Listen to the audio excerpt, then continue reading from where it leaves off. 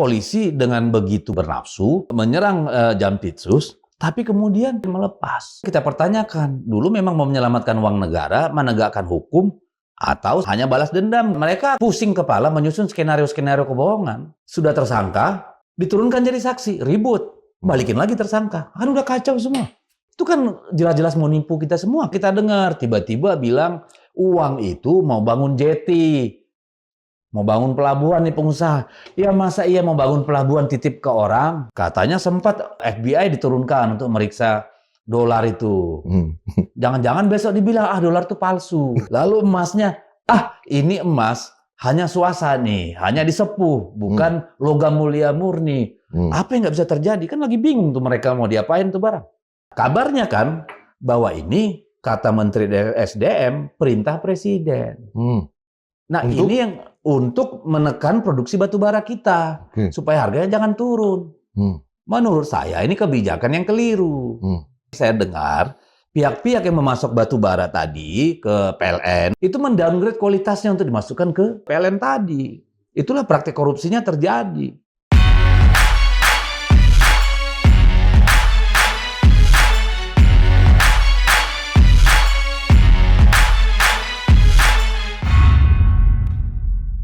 Sobat Madilog, dua lembaga kepolisian dan kejaksaan bersengketa untuk menelusuri hulu dari persoalan ini sampai kemudian hilirnya nanti seperti apa. Untuk itu kita kembali menghadirkan legislator kita di DPR, Bung Didi Sitorus. Selamat malam. Terima kasih. Itu terakhir udah lama ya di sini ya? Ya, lumayan. Kayaknya harus agak sering ke sini. Ya. Saya berusaha mengurangi. Jadi sementara podcast saya tutup dan saya sudah setahun lebih nggak ke media. Media ini karena saya kira terlalu gaduh untuk kita nyemplung. Tapi sekarang saya kira udah waktunya lah. The time ya. Untuk bicara lagi. Karena masih ada waktu buat Presiden nanti kemudian untuk memperbaiki situasi-situasi ini sampai menuju 2029. Sebenarnya di sana.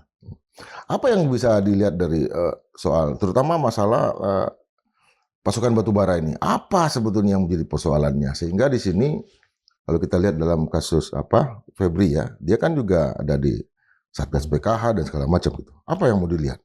Iya, ini dua kasus yang berbeda sebenarnya ya. Memang ada kemungkinan yang sangat besar terjadi praktek tindak pidana korupsi dalam pengadaan batu bara pasokan ke PLN kita. Kelihatannya itu terjadi situasi di mana batu bara yang dipasok ke PLN itu tidak sesuai standar mutu batu bara. GAR-nya itu jauh di bawah. GAR ini kan kualitas batu bara ya. Nah, karena GAR-nya tidak sesuai spek, maka pembangkit PLN itu banyak mendapatkan masalah. Karena misalnya begini, harusnya GAR-nya itu 4.000 ke atas gitu ya. Tapi yang masuk itu hasil blending ya, batu bara kualitas rendah dicampur dengan sedikit yang kualitas baik, hasilnya jauh di bawah standar yang ditetapkan oleh PLN. Nah, ketika itu dipakai di pembangkit, akhirnya pembangkit PLN yang super critical blower ini itu ngadat, bermasalah, rusak. Jadi kayak mobil Mercy keluaran terakhir dikasih minum Pertalite. Ya batuk-batuk lama-lama mogok, kan seperti itu. Nah, kenapa ini terjadi? Kan itu yang menjadi problem. Nah, di situ kan sebelum masuk kenapa terjadi.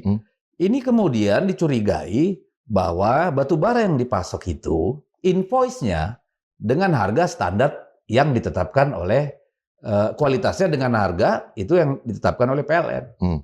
Tetapi mereka pasok yang lebih rendah dengan harga standar yang ditetapkan tadi. Iya kan? Jadi katakanlah 2.500 blending campuran, tapi invoice-nya tagihannya ke PLN itu GAR 4.000 misalnya gitu loh. Disitulah tindak pidana korupsinya. Kalau menurut saya.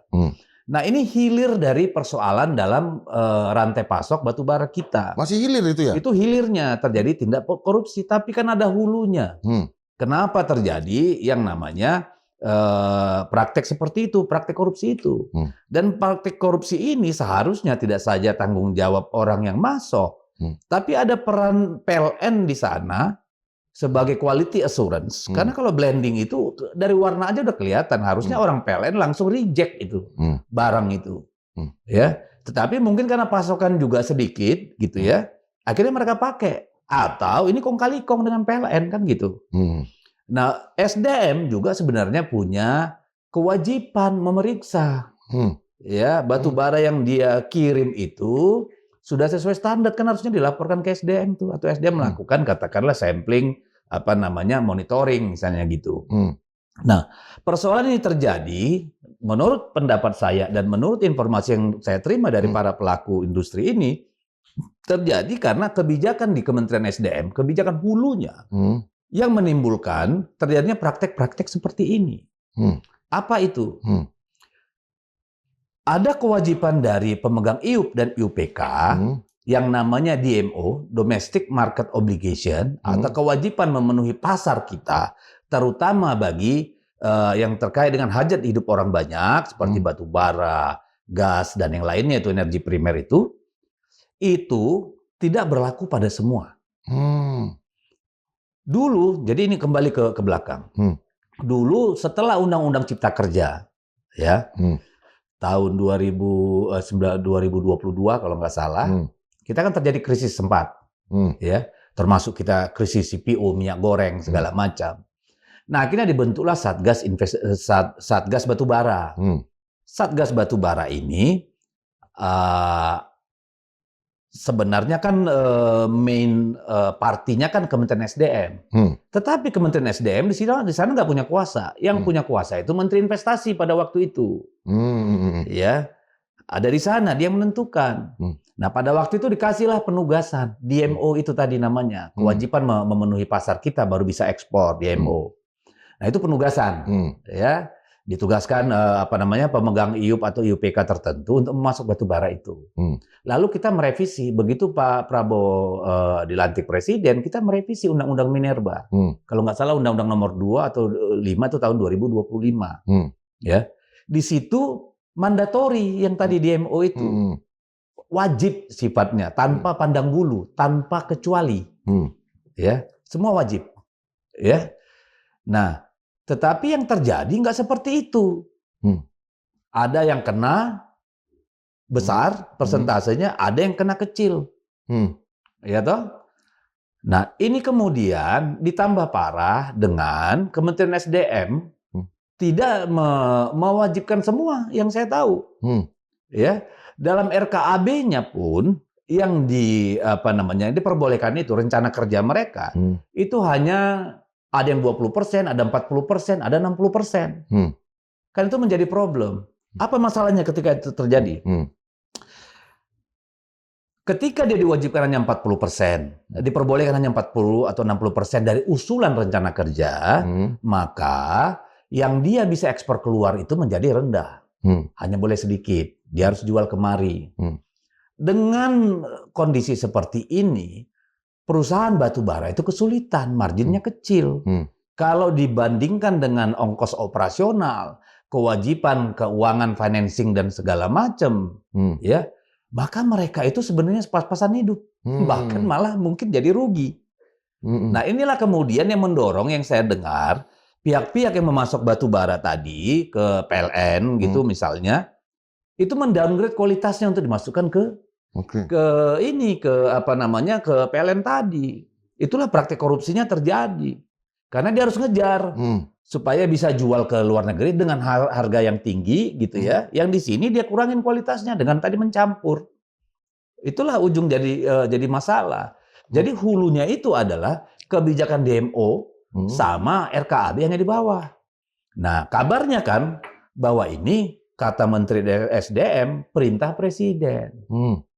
Nah, ini yang untuk menekan produksi batubara kita supaya harganya jangan turun.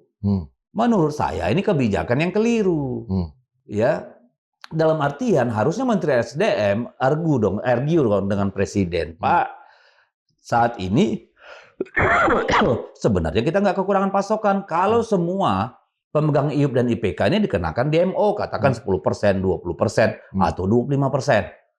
Misalnya gitu. Kalau itu kita nggak kekurangan.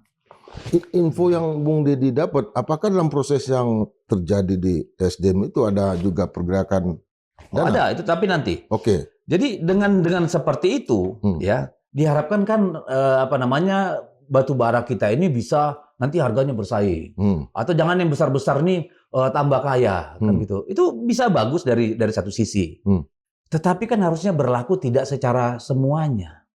Oke. Kalau dia sudah sangat besar, sudah keuntungannya sudah sangat besar, mungkin bisa dinaikin persentase kewajibannya itu, ya. Tapi kalau dia menengah dan kecil, ya jangan dong mati. Mati ya. Kan itu problemnya gitu loh. Lalu kita ini produksinya masih jauh kita masih ruang gap untuk memenuhi. Katakanlah misalnya kapasitas produksi kita ya atau demand-nya itu 1 miliar ton. Ya toh? Ya. Dengan 1 miliar ton batu bara kita masih bisa bersaing, masih bisa mendapat untung, negara masih bisa dapat untung. Tapi begitu diturunkan hanya 600.000 ton, 400.000 ton, di sinilah masalah terjadi. Kan gitu tuh. Nah, ini problem yang menurut saya harus diselesaikan di tingkat hulu. Apalagi kalau penerapan DMO dan RKAB tadi ada praktek-praktek curang. Ya, yang dekat, yang tahu, atau mungkin yang nyetor. Bisa dapat privilege, disitulah problem-problem ini terjadi. Dan ini saya sudah setahun lebih ya berusaha menyampaikan ini kepada Menteri SDM karena saya bertemu banyak pelaku. Kami nggak bisa hidup. Ini kalau begini kami rugi. Tapi kalau kami nggak kerja kami mati. Saya ambil contoh nih. Di dapil saya di Kalimantan Utara, kalau kita turun dari pesawat kita lihat itu di laut di sekitar Pulau Tarakan itu per hari ratusan tongkang ada di sana selama bertahun-tahun ini. Sekarang hanya bisa lihat 3, 4, 5 tongkang. Waduh. Apa yang terjadi? Banyak yang tutup di sana. Banyak yang berhenti. Banyak layoff, PHK, dan segala banyak yang bangkrut. Banyak yang nggak diteruskan. Akhirnya apa? Ekonomi di sana juga terpengaruh. Saya ini bukan pro batu bara, dari dulu saya anti batu bara, ya kan? Tapi anti batu bara yang memang tidak mengikuti regulasi yang ada, yang serampangan, hanya mengejar keuntungan gitu. Tapi faktanya sekarang ekonomi masyarakat juga ikut terdampak dan penerimaan negara juga terdampak kan seperti itu. Dalam kondisi fiskal negara kayak gini masa iya kita eman-eman? Kita ini bukan yang punya deposit paling tinggi di dunia loh batu bara ini. Australia itu jauh lebih besar daripada kita. China itu mungkin puluhan kali lebih besar cadangannya dari kita. Amerika punya, India punya. Coba kita bayangkan kalau Cina melepas batu baranya ke pasar dunia. Selama ini kan diambil nih dari kita. Sementara cadangan dia jadi reserve. Cadangan, Dia tidak dia beli dari kita. Sekarang transisi energi di China itu sudah gila-gilaan. Mereka bikin solar panel di mana-mana. Dia punya PLTA yang puluhan ribu megawatt segala macam. Energi terbarukannya sudah luar biasa. Kalau 5 tahun lagi dia lepas ini barang, batu bara. Karena nggak ada gunanya ya. Batu bara kita nggak ada gunanya. Mau diapain itu barang? Kayak begitu. Jadi strategi ini nggak pas. Menimbulkan yang namanya praktek-praktek korupsi seperti tadi yang melibat yang merusak PLN, akhirnya rakyat yang menderita dengan penyalaan bergilir. Kan seperti itu. Jadi kusut ini rantai pasok ekosistem batu bara ini sekarang gitu. Pergilah ke Kalimantan. Ya, di luar yang besar-besar itu semua pada teriak itu. Ya. Jadi ini problem. Dan ini tidak hanya di batu bara, sama dengan nikel. Nikel kita supaya harganya tinggi, kurangin ekspornya. Apa yang terjadi? Smelter di Sulawesi belinya dari Filipina, Pak. Kalau nanti energi untuk kendaraan listrik sudah pakai katakanlah dengan hidrogen atau yang lain, nikel kita ini nggak ada artinya. Cuma bisa untuk sendok, garpu, stainless steel gitu yang nilai tambahnya kecil sekali gitu loh. Nah ini kan kebijakan yang salah menurut saya. Termasuk juga katakanlah boksit juga sama. Pergi ke Kalbar sana lihat bagaimana. Nah ini ada masalah apa ini yang menurut saya harus diperhatikan ekosistemnya. Makanya saya bilang, kalau mau melihat terjadinya kejadian korupsi yang ada di PLN itu, coba urut kacang sampai ke hulunya supaya problem ini bisa dibereskan gitu loh. Nah itu kenapa saya ini. Kalau sampai sejauh ini para yang kena itu kan justru pejabat-pejabat hukumnya, sementara praktik yang tadi itu yang lebih di hulu lagi belum kena. Belum.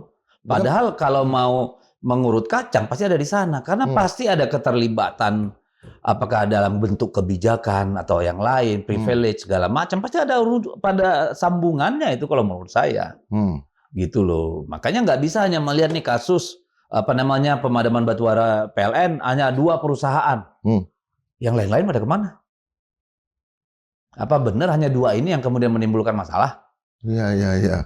Iya kan? Kenapa pasokan kita berkurang? Kenapa kualitas pasokan jelek? Ini kan harus diperiksa sampai ke hulu supaya persoalannya selesai.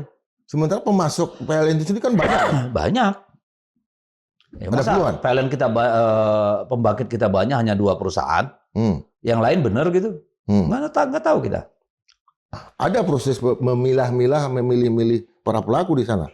Lah, kabar yang kita terima ya seperti itu. Jadi begitu dibekukan perpanjangan konsesi IUP dan IPK, kita mendengar ada katakanlah ada sulap-selip juga di sana gitu. Itu udah tahu lah orang kabar, semua industri pemainnya semua udah pada tahu. Ya, ada kabar kalau bertemu aja pun ada sesajen tertentu kan begitu. Apalagi untuk sampai ke luarnya misalnya RKAB dan sebagainya. Nah, ini yang menurut saya harus diberesin. Ada niat baik presiden untuk menjaga supaya cadangan kita bisa lebih lama, harga bisa naik, tapi pasar global bukan kita yang menentukan. Jadi menurut saya jangan begitu. Kemungkinan ke depan apakah blackout ini akan terjadi juga? Tergantung. Tergantung diberesin nggak di hulunya. Karena kan itu cuma hilir kalau menurut saya. Bagaimana memastikan pasokan cukup, bagaimana memastikan kualitas pasokan yang diberikan kepada PLN. Kan itu yang menentukan. Nah untuk bisa ke sana, SDM harus mengerjakan tugasnya. Kan itu tuh yang menjadi urusan. PLN juga harus diminta tanggung jawabnya kalau menurut saya. Kalau PLN itu apa? Tanggung jawab yang paling besar. Tanggung jawab PLN itu kan memastikan quality control dong. Batu bara yang dikirim ke jetinya mereka, ke pembangkitnya mereka itu udah sesuai kualitas belum? Iya kan, baik dari sisi volume maupun mutu daripada batu bara yang dipasok.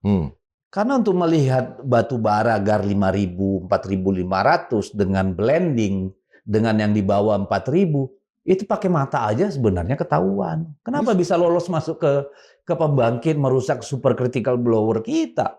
Kan ada yang aneh di sana.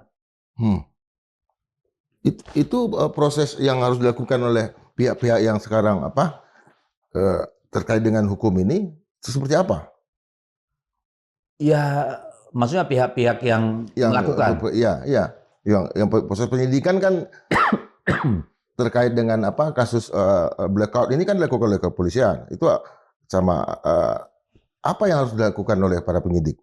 Iya, tentu ini kita harus memisahkan dulu nih urusan. Satu urusan kejadian pasokan yang di bawah standar, tetapi mengajukan pembayaran sesuai standar. Nah, kan itu yang dicari kan? Iya, itu urusannya polisi. Tetapi kalau memang mau berangkat memutus rantai korupsi itu tidak harus pergi ke hulu, Pak. Perbaikin hulunya supaya tidak terjadi yang seperti itu. Itu yang saya pikirkan. Tapi kan itu belum dilakukan oleh kepolisian. Lah ini aja yang ini belum tentu berlanjut. Nah kenapa ini ya? Yang paling fresh ini ya. Yang paling fresh ini yang ini. Lah sekarang polisi melakukan penyelidikan. Ya, penyelidikan nih. Tersangkakan Jampitsus terkait dengan cawe-cawe pasokan batu bara. Tapi sekarang kan kasusnya dilimpahkan kejaksaan. Yakin ini akan berlanjut? Yakin gini akan terbuka terang benderang? Kan kita belum tahu. Blackout juga nanti. Bisa blackout. Orang mereka udah berpelukan kan sekarang sedang dicari skenario bagaimana menyelamatkan muka masing-masing. Bukan menyelesaikan kasus. Kita lihat aja. Kalau ini mau selesai, harusnya kasus ini kasih KPK kalau menurut saya. Jangan sudah dicurigai ada keterkaitan Jampitsus di kejaksaan, kasus ini dilimpahkan polisi ke sana. Harusnya kasih ke KPK kalau menurut saya. Ada situasi memang dalam seminggu ini, bukan hanya seminggu ya, beberapa hari ini, awal-awalnya kita berharap terjadi pertarungan luar biasa ya. Artinya ya polisi silahkan memeriksa jaksa memeriksa polisi segala macam. Tapi sekarang kok dalam waktu yang sangat singkat, publik melihat lagi ada harapan bahwa akan tertangkap. Ya artinya kan kalau bukan sengketa, ketegangan antara dua institusi penegak hukum ini berlangsung dalam koridor hukum. Harusnya kan kita akan melihat berbagai kejadian di mana kebobrokan masing-masing institusi ini akan terbuka untuk publik. Sehingga menjadi perhatian presiden. Yang akan mendorong presiden untuk melakukan perbaikan di kedua institusi ini. Kan begitu harapan kita. Tapi dengan mereka pergi berpelukan, ya selesai sudah harapan itu kalau menurut saya. Itu hanya dalam waktu beberapa hari gitu. Ya, hanya hitungan hari. Itu yang akan jadi problem. Makanya kita dengar tiba-tiba bilang uang itu mau bangun jetty. Mau bangun pelabuhan nih pengusaha. Ya masa iya mau bangun pelabuhan titip ke orang? Jetty di ya kan pengacara yang muncul itu kan? Bilang itu ditaruh di sana mau bangun jetty. Di mana ada pengusaha mau bangun jetty, uangnya dititip di sana. Di mana ada pengusaha bangun jetty pakai uang cashnya. Pasti dia putar bank dong. Ngapain dia pakai ekuitasnya dia?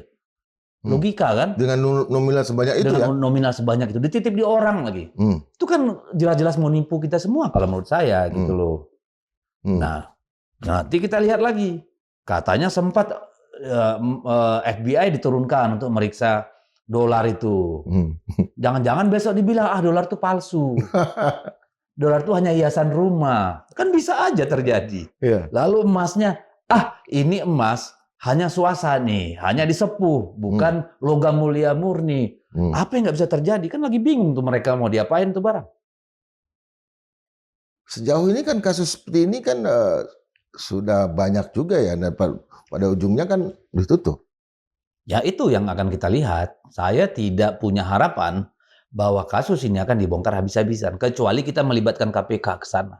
Sebagai pihak independen. Tapi kemudian pertanyaannya, KPK-nya independen nggak? Ketua KPK sekarang itu kan ditunjuk presiden yang sebelumnya yang melanggar etika bahwa seorang presiden hanya boleh memilih satu kali dalam pemilihan pimpinan KPK. Dan dia kan dari polisi.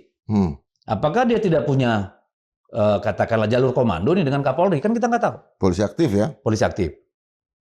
Nah, bisakah kita berharap pada KPK? Nanti kita lihat. Saya nggak mau suzon. Tapi lihat saja nanti. Karena di institusi KPK selain ketuanya kan juga para penyidik dan segala macam itu juga kebanyakan dari polisi. Nah makanya saya juga tapi daripada keserakan kejaksaan kasus ini, ya toh sudah pasti menurut saya lebih mungkin ini persoalan tidak terbuka terang benderang. Minimal di KPK kita bisa lihat ada perbedaan walaupun mungkin tidak signifikan. Pasti ada upaya menyelamatkan para pihak. Ya ini yang aneh kan. Kenapa polisi dengan begitu gagah perwira, ya kan, menyerang Jampitsus, tapi kemudian berkompromi menyerahkan kasus itu. Yang lebih celaka lagi, sudah ditetapkan tersangka, belum ada proses penyidikan, baru penyelidikan. Akhirnya bingung lah. Sudah tersangka, menurut hukum acara harus penyelidikan, ada gelar perkara segala macam. Diturunkan jadi saksi, ribut, balikin lagi tersangka. Udah kacau semua. Hari ini kan pihak kepolisian menyerahkan hanya satu tersangka yang disebut ke kejaksaan. Tapi Jampitsus sendiri kan tidak disebut akan diserahkan hari ini. Ya nggak tahu kita. Karena kan pasti Jampitsus ini masuk dalam satu pusaran jejaring kekuasaan juga. Tidak mungkin seorang Jampitsus melakukan itu sendirian. Kalau menurut saya, pasti melibatkan banyak pihak. Kan yang lebih tinggi dari dia pasti tahu, yang di bawahnya dia kan juga pasti tahu.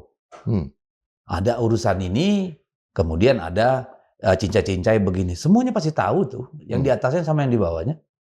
Misalnya direktur penyidikan di Jampitsus, di Pitsus, tahu nggak? Kan nggak mungkin Jampitsusnya kerja sendiri. Yang di atasnya tahu nggak? Yang lebih atas lagi tahu nggak? Ya, karena direkturnya juga ada koordinatornya juga di atasnya. Iya dong.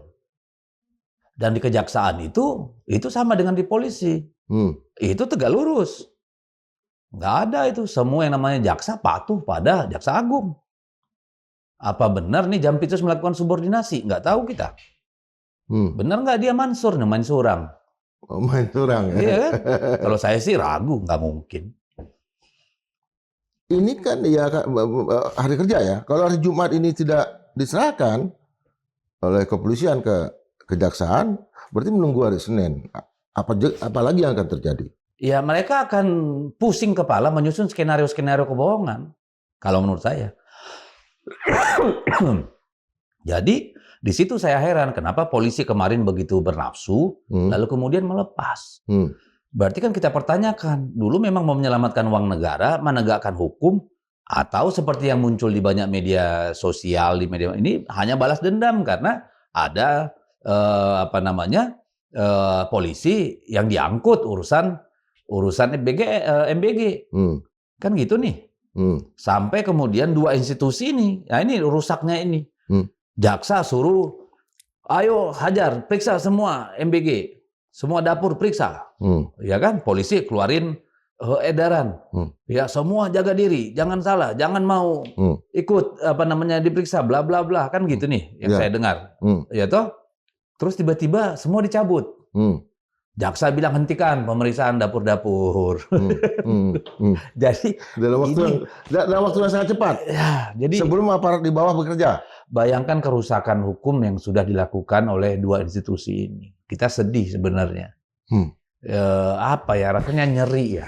Kalau bukan pada aparat hukum, kita kepada siapa lagi bersandar? Ini dampaknya luar biasa. Kalau saya pengusaha mau invest masuk Indonesia, nggak berani saya. Saya batal nih masuk ke Indonesia buat invest. Karena kepastian hukum, salah satu hal yang mendasari orang mau invest duitnya di sini.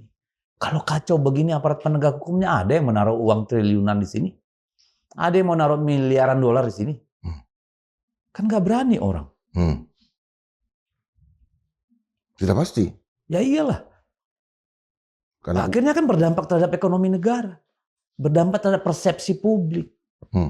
Coba bayangkan, coba buka berita. Di seluruh dunia, di mana ada kejadian kayak begini? Di mana? Ada polisi nangkap jaksa, ya kan? Lalu jaksa di backing sama tentara. Lalu kemudian kasus ini berhenti, malah dilimpahkan pada instansi yang orangnya tertuduh pelaku korupsi. Di mana ada? Luar biasa kan? Hampir nggak ada. Nggak ada. Saya belum pernah ketemu. Dalam sejarah? Iya, dalam sejarah. Sampai kayak dalam situasi perang tuh di Polri dan di Kejaksaan, di rumahnya Jampitsus. Kita juga nggak tahu apakah Jampitsus ini statusnya sudah off dengan PLT ini. Ada nggak surat pemberhentian, kepres pemberhentiannya sampai hari ini? Informasi yang kita dapat kan belum katanya. Belum merasa dipecat. Ya itu, makanya kan serba nggak jelas. Jadi inilah yang menurut saya pertaruhan sangat besar. Ya, yang dipicu tadi soal batu bara ini kan itu sebenarnya pemicu. Iya kan? Ini menjadi taruhan penegakan hukum terhadap pemerintahan Presiden Prabowo. Ini nggak bisa Pak Presiden nganggap ini main-main. Harus diberesin urusan ini. Dan kalau diberesinnya dengan cara dengan cara kong kali kong, nanti yang menderita reputasi presiden. Ya, untuk misalnya KPK yang ambil alih ini, ketidakpercayaan juga terjadi terhadap KPK. Tentu harus dilakukan perubahan. Apa ya daripada dikasih ke jaksa orang udah pasti ini akan ada rekayasa hukum. Polisi sudah nyerahkan, kemana lagi kita berharap? Masa ke pengadilan rakyat? Berani nggak KPK ambil? Nggak tahu. Atau pertanyaannya mau nggak mereka? Iya itu dia. Nah, kan mau dengan berani urusan lain. Kalau perintah presiden mau bilang apa? Dan undang-undang sebenarnya mempersilahkan. Kan cuma soal etika aja, menghormati antar institusi aja. Tapi kalau itu menyelamatkan uang negara, why not? Kalau menurut saya. Sejauh ini kan KPK cuma main di wilayah kecil.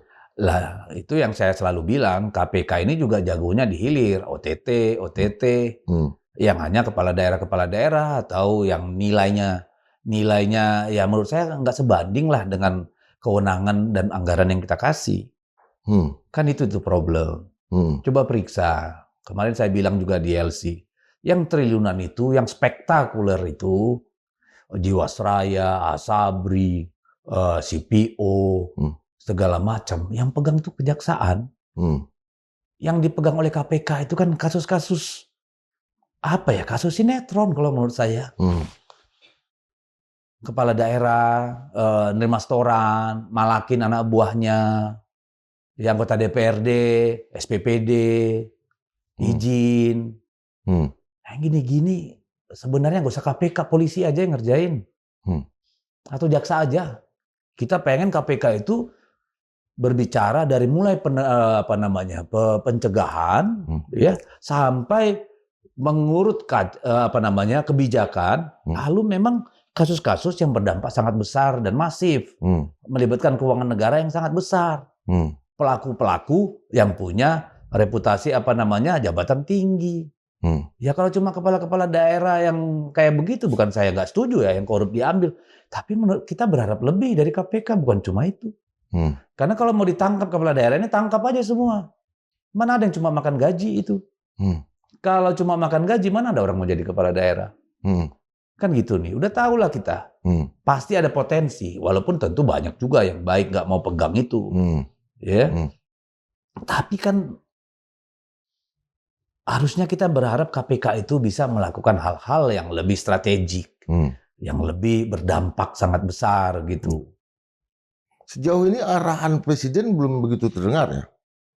Lah kan Presiden tiap hari berkhutbah kan tentang anti korupsi, hantam oligarki. Oligarki mana yang sudah diseret?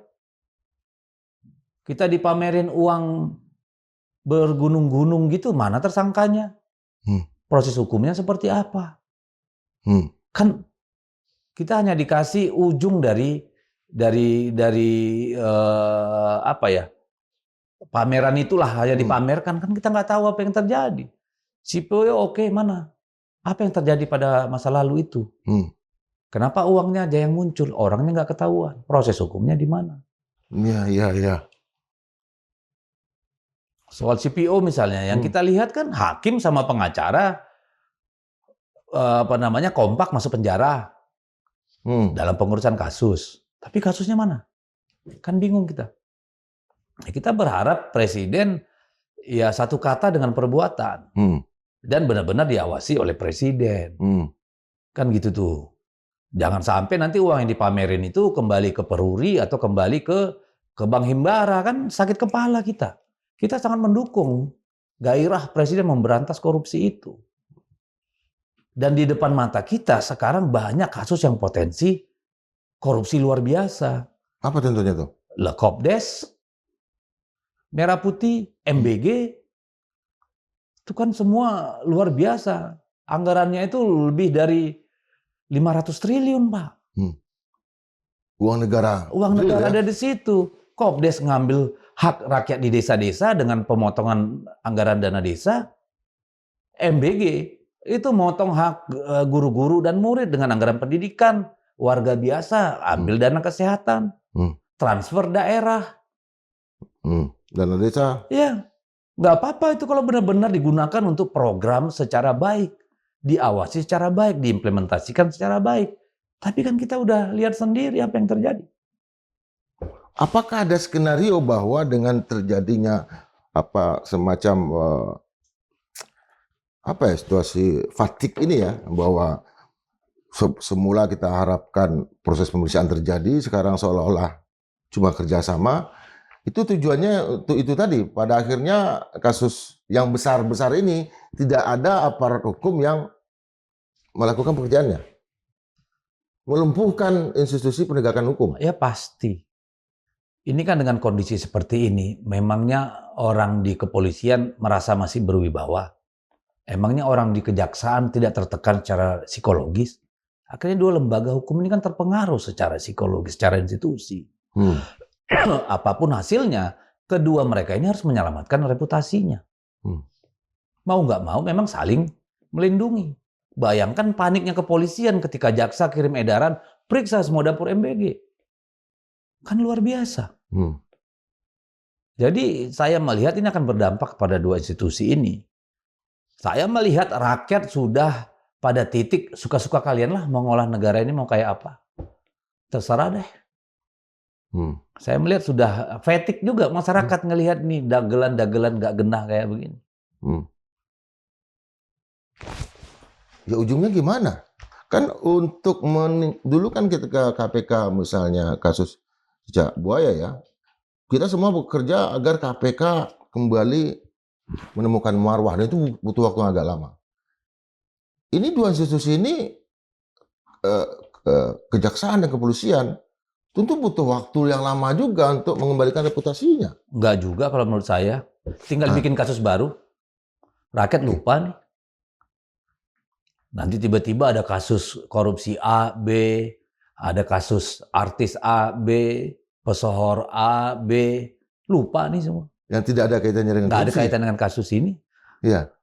Misalnya kayak apa-apa belum lama isu udah bergeser. Jaksa Agung punya pacar, kan bergeser tuh. Iya kan, apa urusannya pribadi Jaksa Agung misalnya dengan kasus ini? Nggak ada. Nanti polisi sama begitu. Tiba-tiba ada kasus narkoba, tiba-tiba ada kasus korupsi, nanti ada gubernur ketangkap, ada DPR ketangkap, ada kepala daerah ketangkap, lupa lagi udah. Kesalahan bangsa kita ini juga ingatannya pendek. Sejak dulu ya. TNB. Dan kita ini bangsa yang paling mudah berdamai dengan segala hal.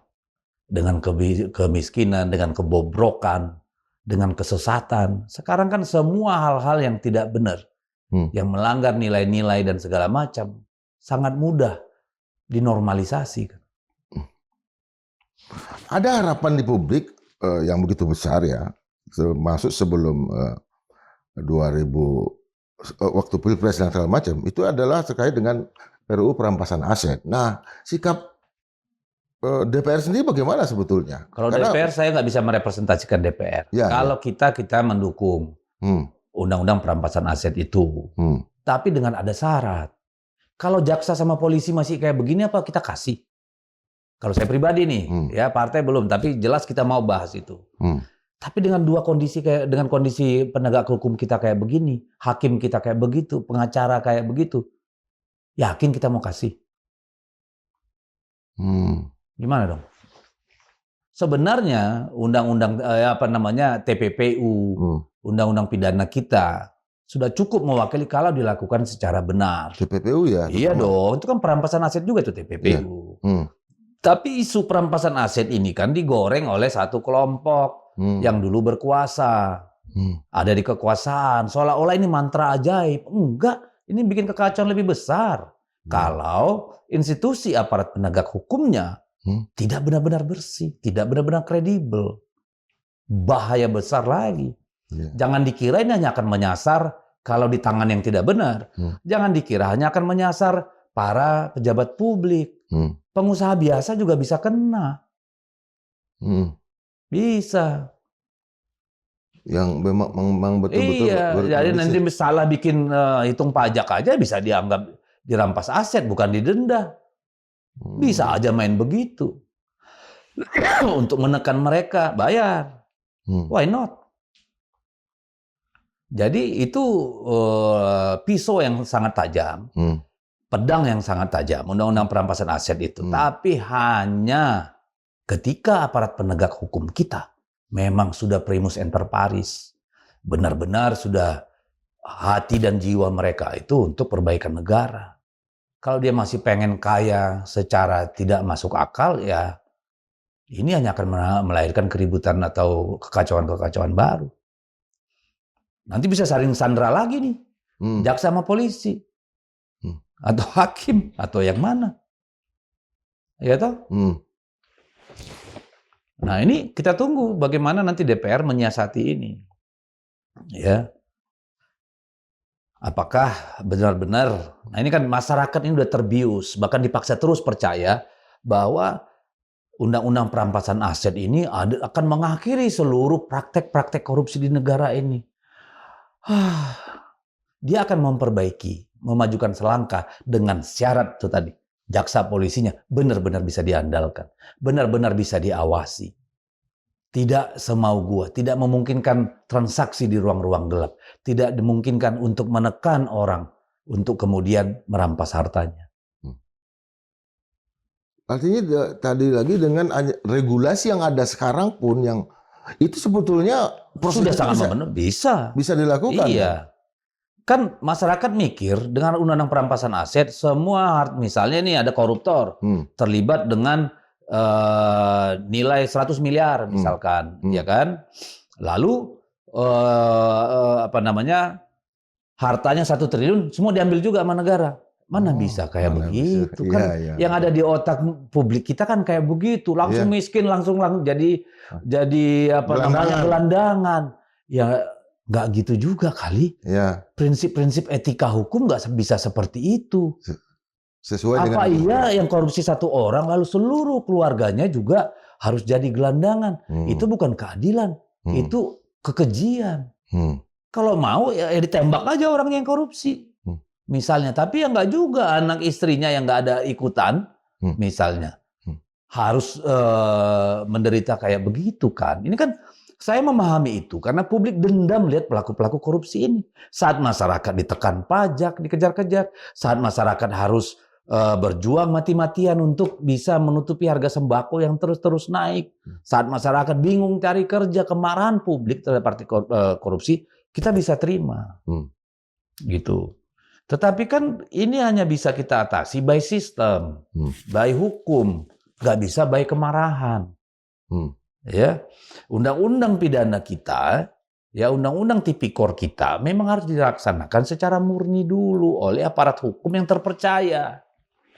Kalau tidak begitu, prasyarat kelembagaan dan prasyarat SDM yang tidak diberesin, personilnya, undang-undang apapun di sini tidak akan terlalu memberikan jalan keluar. Jangan-jangan dengan undang-undang perampasan aset ini terjadi kong kali kong dengan para tersangka nanti untuk setoran atau katakanlah upeti. Dengan kondisi kayak begini apa nggak mungkin terjadi? Mungkin. Lalu harapan publik akan korupsi menurun? Ya belum tentu nyampe. Sementara indeks persepsi korupsi Indonesia kan sangat jebol. Di bawah Timur Leste. Jebol lagi. Karena sapunya tidak bersih. Karena ya kan kemarin saya bilang begini. Kepolisian, jaksa, peradilan itu kalau itu kita umpamakan seperti kolam. Kalau kolamnya itu bersih, ya orang masuk dengan baju penuh lumpur, badan penuh lumpur, masuk ke situ, keluarnya dia pasti bersih. Tapi kalau kolam itu isinya lumpur, kamu bersih kayak apapun masuk ke dalam, keluarnya kan pasti kotor. Maka orang dan institusi ini harus dibenerin. Nggak bisa. Hanya berharap dengan peralatan hukum, perundang-undangan, maka ini jadi bersih. Nggak bisa. 2 prasyarat itu harus diberesin. Termasuk rakyatnya juga. Rakyat ini kalau punya anak, ya kita ini, kalau punya saudara tiba-tiba ada di kementerian atau di pegawai negeri atau di polisi atau di jaksa, dalam 2 tahun udah beli mobil dengan gaji yang kita tahu, kita bangga. Oh, pejabat-pejabat ini kalau datang ke tempat ibadah, dielu-elukan. Yang hartanya, iya, dihormati. Lah kan kita juga ikut menyuburkan praktek itu, harusnya dibuat malu. Dia cuma pejabat biasa, pegawai negeri, rumah mentereng, kok rajin sahur. Dia datang ini, semua orang mengeluh-ngeluhkan. Harusnya dijauhin kalau menurut saya. Ini kan soal budaya, nilai. Karena pejabat ini juga, kalau menurut saya, itu refleksi dari situasi sosiologis kita. Kenapa banyak yang koruptor kepala daerah dan anggota DPRD? Waktu pemilu nih orang semua dielu-elukan, dimintain duitnya. Emang duitnya datang dari langit? Itu kan pasti hasil tabungan atau hasil pinjem, hasil jual. Jadi kan tidak hanya mereka yang harus diberesin, publik kita ini, rakyat kita ini, masyarakat kita ini juga harus memperbaiki diri. Kalau ada calon kepala daerah, calon anggota DPR, bagi-bagi uang, jauhin dong. Calon koruptor nih. Tapi kan enggak. Yang kere yang dijauhi. Yang kere yang dijauhin, enggak ada duitnya tuh. Padahal pinter, pada apa ya? Iya. Idealis. Tapi kan Malaysia mampu melakukan proses perubahan ya. Kita baca Hussein Alatas misalnya. Iya. Mampu ketika itu bertemu. Para pemegang kekuasaan, pemerintahan, hukum, itu bertemu dengan masyarakat yang ingin perbaikan. Singapura terutama. Iya. Cina sekarang. Iya. Gimana itu? Ya, bertemunya itu keinginan publik dengan keinginan negara atau pemerintah. Kalau itu nggak ketemu, ya nggak bisa.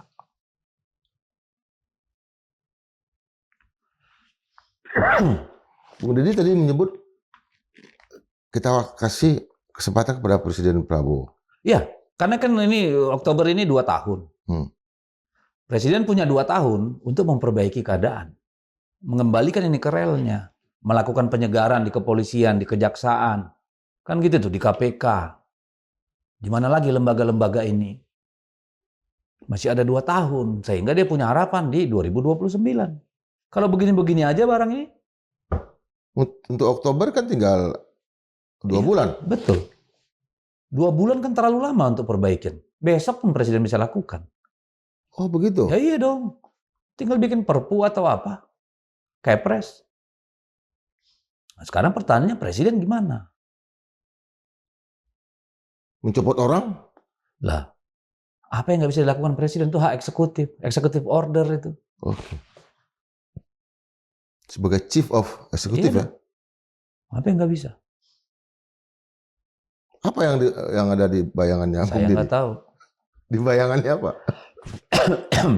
Saya nggak tahu apa yang ada di dalam bayangan Presiden. Karena kalau keinginannya adalah stabilitas, ini stabilitas semu. Oke. Ini pasti akan berulang. Ini akan meledak pada satu ketika. Ketika orang melihat penegakan hukum bisa seperti ini, orang semakin susah dikontrol, Pak. Pada akhirnya akan terjadi civil disobedience, akan jadi ledakan kemarahan publik. Minimal akan terjadi situasi keotik dalam penyelenggaraan kekuasaan. Itu semua akan merugikan Presiden loh. Makanya kita sangat berharap Presiden lakukan sesuatu segera. Negara dengan sistem hukum, dengan aparat hukum yang bobrok, pasti akan jatuh. Negara yang ditopang oleh aparat-aparat koersif, pasti jatuh. Tinggal lihat aja Eropa Timur dan sebagainya. Atau Orde Baru lah? Ya, Orde Baru. Ada P4, ada kewajiban ini, topo seliro, segala macam. Ada upaya harmoni, anti disharmoni. Artinya situasi harmoni yang ingin dipertahankan oleh pemerintah sekarang itu semu. Tidak punya fundamental yang long lasting, yang jangka panjang. Dia seperti pemadam kebakaran. Ada situasi hadapi, ada situasi dihadapi.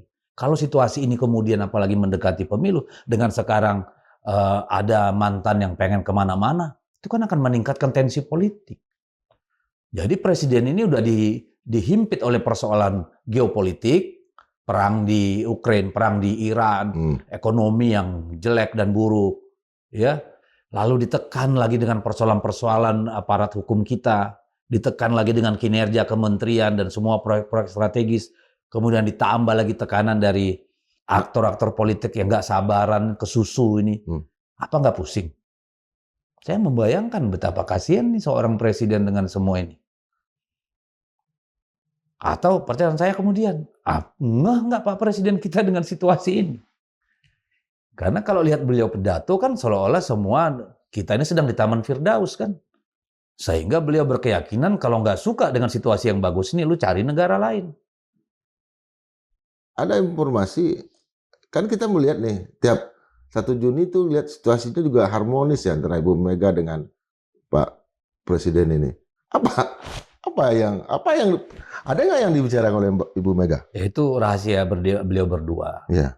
Tetapi kita harus pahami Ibu Mega itu sebagai orang yang sangat taat konstitusi. Ibu Mega itu pasti tidak menginginkan atau merestui atau akan mendukung upaya-upaya inkonstitusional. Pemerintahan ini harus selesai dengan periode yang ditetapkan oleh konstitusi.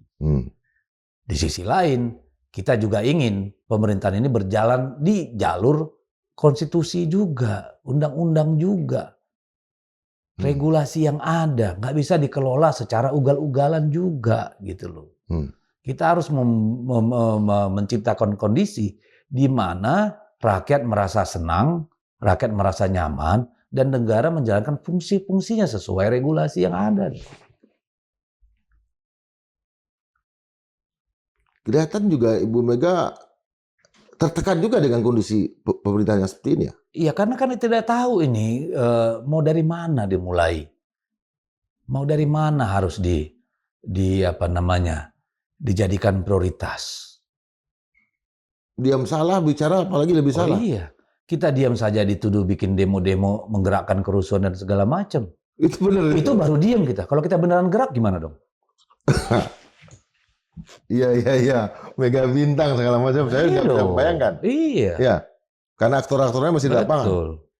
Kalau benar-benar bergerak ya. Ya iya dong ya. Kayak kalau benar tuduhan itu, kita diam aja udah kayak gitu keotiknya. Bayangkan kalau kita bergerak. Tapi itu tidak akan pernah kejadian dalam konsep Ibu Megawati Soekarno Putri yang sangat memegang teguh konstitusi. Coba bayangkan kalau kemarin PDI Perjuangan ikut seperti partai-partai koalisi, diam aja. Apa enggak fungsi DPR itu akan diambil oleh rakyat, masyarakat di jalanan? Karena merasa lembaga ini enggak berguna. Ini yang harusnya, ini yang kita bingung. Ketika presiden menghormati posisi kita berada di luar pemerintahan, menjadi kekuasaan penyeimbang.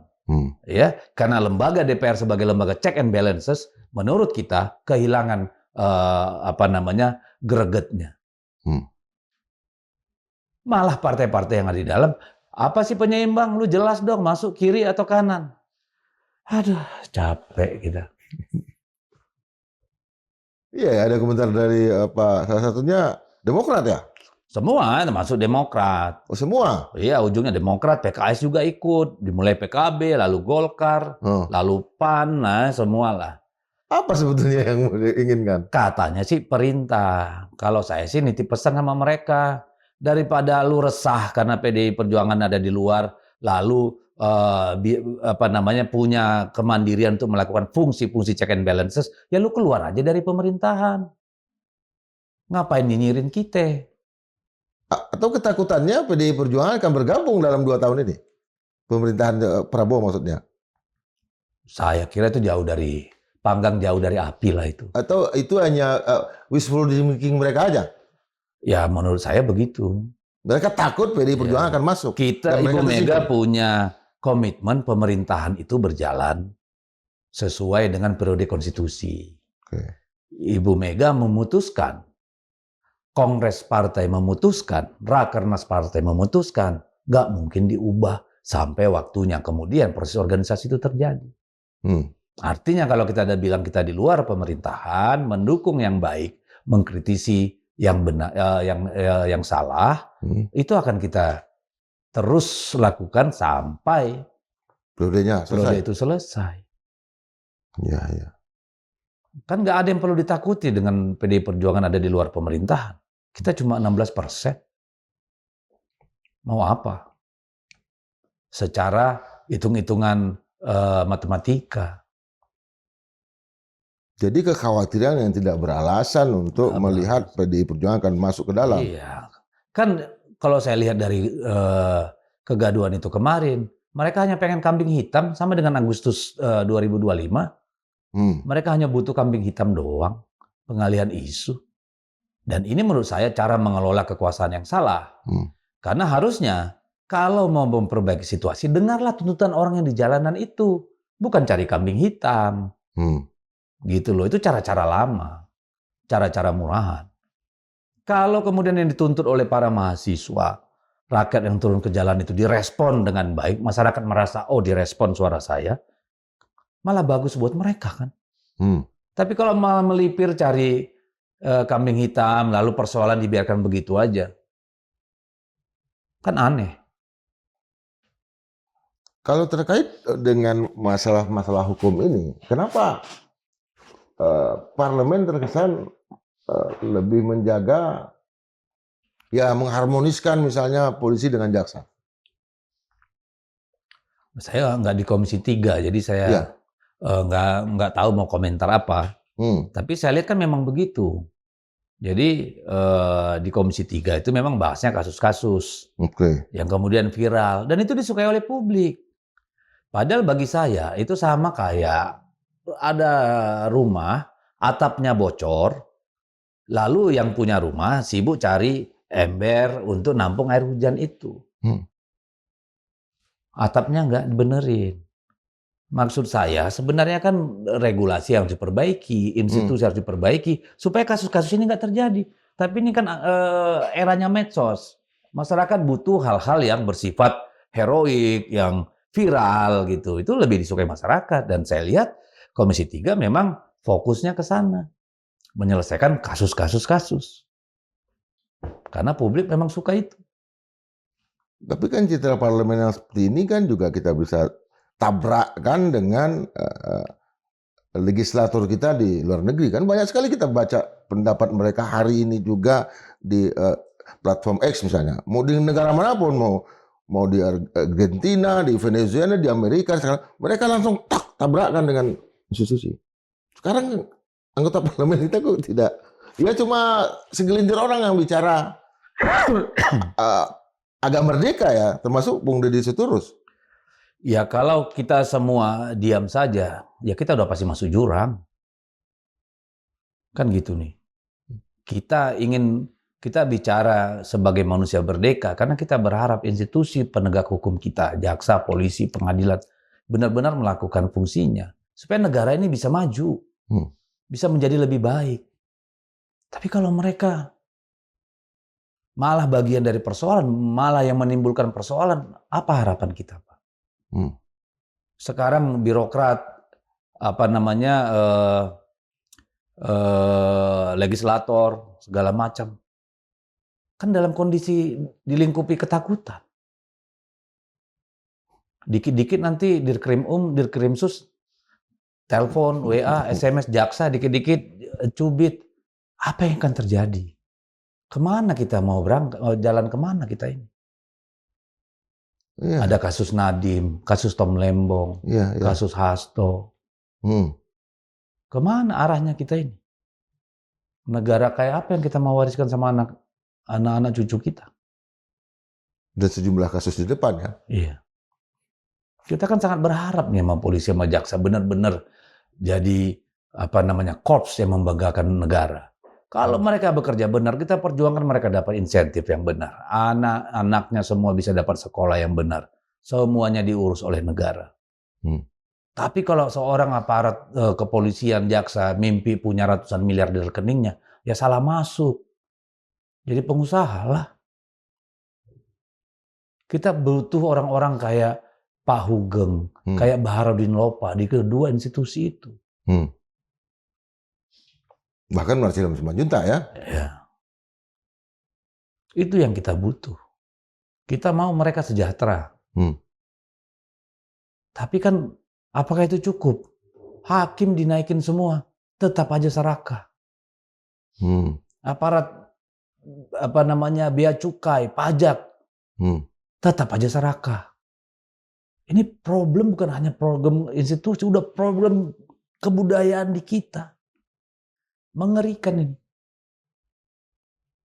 Agar tidak mengerikan, kita tentu berharap Bung Deddy terus bicara. Amin. Terima kasih.